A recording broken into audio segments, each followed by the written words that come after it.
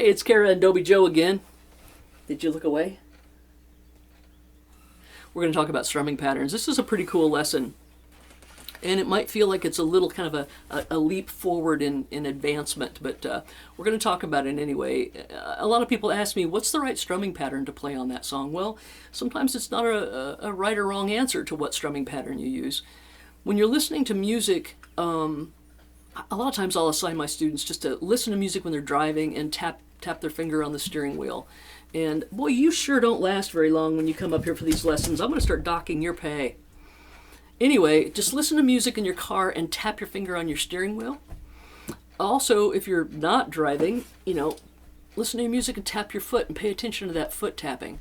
That's pretty much the same job that your right hand has when you're doing like strumming patterns, when you're holding down the rhythm for someone else that's singing or a band or whatever the function is. This right arm is usually, when it's strumming, it's holding down and acting as the rhythm player and the timekeeper, really, and the tempo setter of the music. It's kind of an important thing. So strumming patterns, what's the right strumming pattern? Sometimes you just don't know. If you were playing some soft jazz kind of a piece, you probably wouldn't do boom, diddy, boom, diddy, boom. You're just going to have to use common sense. And when in doubt, tap your foot and strum with the tap of your foot when you're listening to the music. Okay? So if you're tapping, tap, tap, tap, tap. Strum to that, just down strums until you start feeling your way through maybe throwing some ups and downs in there too, okay? All right, let's look at each one of these. Number one, I pretty much just did that for you. It's all 4 quarter notes down. 1, 2, 3, 4. I think what we'll do is we're going to go from exercise 1 through 6 rather, and we are going to hold our E7 chord again from 1 to 6, and we're going to play all of those without stopping or repeating either one of them, any of them, okay? Make sense? All right, here we go. We're going to start with 1, immediately go to 2, immediately go to 3, okay? 1, 2, 3, 4, 1, 2, 3, 4, 1, 2, 3, 4, and 1, 2, 3, and 4, and 1, 2, and 3, and 4, and 1, and 2, and 3, and 4, and 1, 2, and 3, 4, and... All right. Now, it'd be kind of interesting if you rewound the tape, the video, and turned the sound off and just watched my arm. You're going to see that I'm doing this pretty much non-stop, whether I'm hitting the strings or not. And that keeps my time. When I was a little kid, my mom directed choir, and I would always see her in the front of the choir doing this. Well, she was keeping time for everybody, right? And that's the same kind of thing that your hand does when you're strumming. You're doing this, whether you're strumming down, up, or just down, down, down, down. You might be missing the strings on those ups, but you keep that steady beat that way. When you find yourself jerking your arm around like it's really wasting a lot of energy, and it's really hard to keep rhythm if you're doing that, okay? All right, let's take a look at the 7, 8, and 9, because these are a little more advanced patterns, but we're going to throw them at you anyway. On 7, this is really interesting. On 7, you will notice that on the third beat, I'm asking you to swing in a downward motion and miss the strings on that third beat down, okay? But then you do hit the strings on the and after the 3. Let me show you what I mean real slow. You're going to go 1, 2, and 3, and 4, and. Let me do that again. See, I'm going to miss my strings on that downstroke. 1, 2, and 3, and 4, and 1, 2, and 3, and 4, and sometimes when I'm doing this with my students live, I go miss, and 4, and 1, 2, and miss, and 1. See what I mean? 2, and miss, and 4, and 1, 2, and 3, and 4, and. So you're playing, if you sped that up, it's going to sound like that. 1, 2, and 4,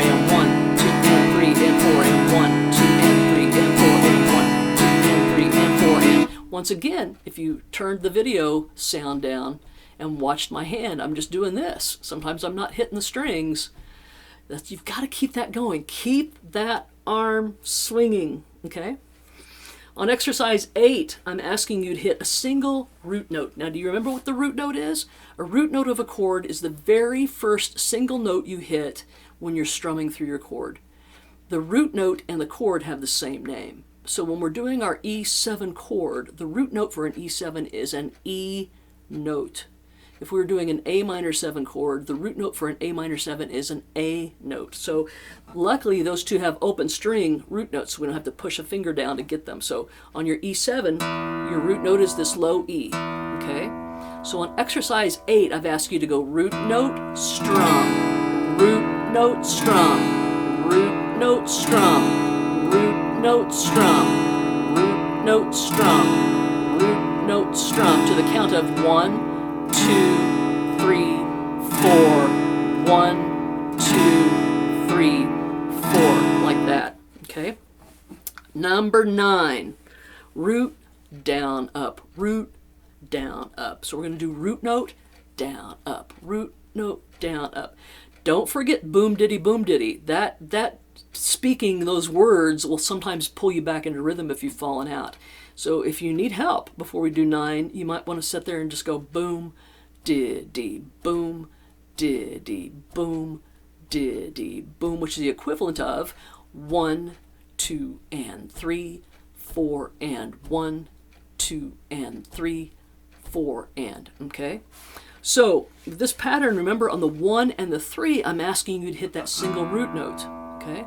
It's going to sound like this: root, down, up, root, down, up, root, down, up, root, down, up, okay? Let me count you off and let's try this one. 1, 2, and 3, 4, and root, down, up, root, down, up, root, down, up, root, down, up, root, down, up, root, down, up, root, down, up, root, down, up. Now, if you were the most perfect student in the whole world, you would look at all these pages we've been talking about the last couple of lessons, go through and review them and have a metronome handy for when you're doing that. Now, a metronome, you ask, what is a metronome? Well, you can use a metronome, you can use a click track, you can use all kinds of devices. I don't think I can get it in maybe I can. That's the old metronome I use, okay? Now, when I was a kid growing up, we had the old-fashioned kind that sat on top of the piano that ticked back and forth like this, right? And now this electronic one that I've got is actually kind of old-fashioned. It's considered old school. But you can get these you can do like free apps on your phone. Always make sure that whatever you are listening to, whatever kind of device you're listening to, that it's loud enough to where you're not having to am I guessing, am I playing with that? I can't really tell because it's not loud enough. I always want the click tracks to be so loud that I feel it in my chest, okay? Now, you can use metronomes a couple different ways. Here are examples on page 26 of how you can use your metronome. Actually, that's page 28 that we're on. Page 27, we're talking about the different devices you can use. And then on page 28, we've actually got the examples of how you can use a click in a metronome or a phone app or whatever you're using. You can use a click, and let's just go ahead, we'll set it on 100 here, about like that. You can use a click to give you quarter notes, 1, 2, 3, 4, 1, 2, 3, 4. Or you could, in your mind, say, I'm going to use those as eighth notes, which would be counted 1, and 2, and 3, and 4, and 1, and 2, and 3, and 4, and, okay? So if I took this all the way down to, let's say, 50, and I did number 1, 1, 2, 3, 4, like that. I'm still using that as an eighth note click, aren't I? 1, and 2, and 3, and 4, and. Let's take it back up to where I was. Back up around 100 again. 1, 2, 3, 4. 1, 2, 3, 4. And no, because we're going to go from 1 to 8 in that order. Okay. Here's number 1, 2, 3, and 4. This is very similar to what we did on the last page. Ready? We're going to strum this together 1 through 4, and then we'll hit 5, 6, 7, and 8. 1, 2, 3, 4. 1, 2, 3, 4. Number 2, 1, 2, 3, 4, and number 3, 1, 2, 3, and 4, and 1, 2, and 3, and 4, and so that's our metronome, set at about 66-ish, and we're using it to give us quarter notes. Okay. Now let's. Wonder if we kept it at the 1 and 2 and 3. Let's take it up to around here, 1 and 2, and we'll take it up to around 112. Now we're going to use it for exercise 5 through 8. We're going to use it to give us eighth notes, 1 and 2 and 3 and 4 and like that. Okay, so let's try our E7s again on exercises 5 through 8. 1 and 2 and 3 and 4 and 1 and 2 and 3 and 4 and 1 and 2 and 3 and 4 and 1 and 2 and 3 and 4 and 1 and 2 and 3 and 4 and.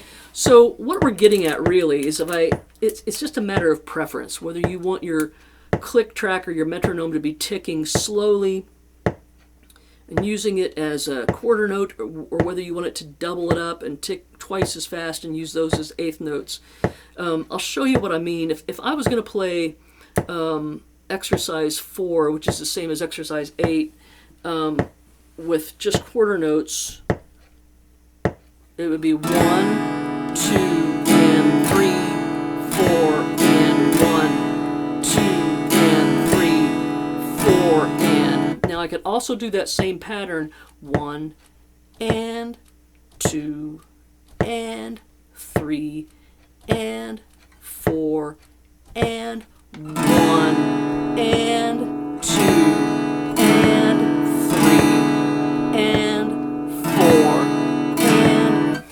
So I guess the crux of this lesson on page 28 here is when you use a metronome, you can employ it to give you single beats like this, or you can employ it to give you eighth note beats. And sometimes it's like this. Sometimes the slower you play, the faster you want your click track. Because if you're going really slow and your ticks are that far apart, you spend a lot of time just waiting around to see when the next tick is going to occur. Do you see what I mean? All right, I have a feeling you might have some questions about this, but you know how to find me on social media. And if you do have questions, let me know. But the metronome, you should be using that click track. All of my students, live students, in-person students, hate using the metronome. But the more you use it, the more you get used to it. And eventually it just disappears when you're playing. You only hear it if you're rushing or if you're dragging. Okay? Use those metronomes, gang. It's just the best way to improve your playing. All right. Next time we get together, we're going to be talking about picking our eighth notes on page 29. That's going to be a fun lesson. All right. Practice hard for me, and I'll see you next time. Thanks.